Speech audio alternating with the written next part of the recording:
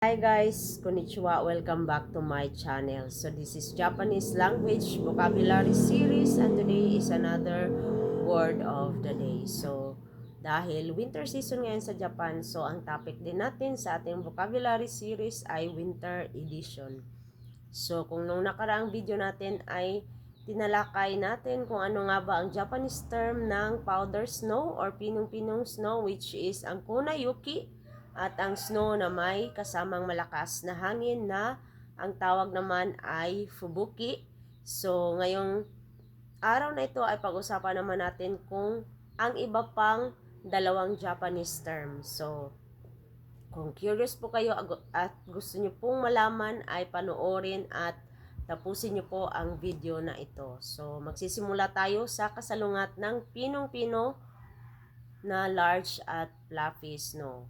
So kung ang pinong-pino ay Konayuki, nahango sa kona, which is dust, flour, or powder. So ngayon naman ay ano kaya ang Japanese term kapag malalaki at fluffy snow ang naglalaglagan? So ang Japanese term po niyan ay ang Butan Yoki. So kung itatanong po ninyo kung saan po ba galing ang Butan, so ang Butan po ay ang Japanese term ng peony flowers or peony flower.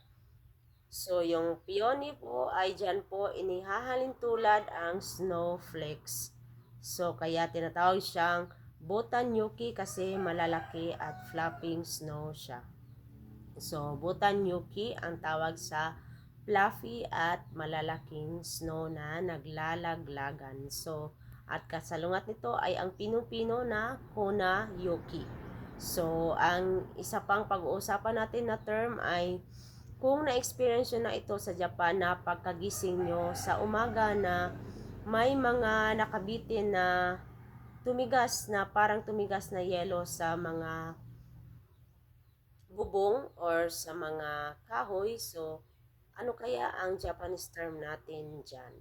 So, ang Japanese term po natin dyan ay shimo. So, shimo po.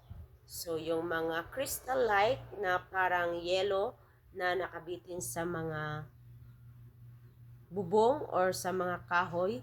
So, tinatawag po yan na shimo. So, crystal-like po yan na sa English naman ay tinatawag na frost.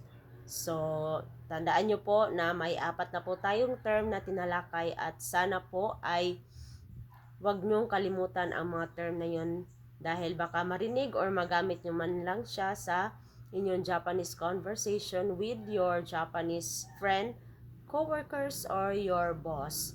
So, muli, marami pong salamat sa patuloy na panonood at pagtapos ng ating mga videos. So, sana po ay nakatulong sa inyo ang video na ito. So, maraming salamat po. See you on my next video. Bye!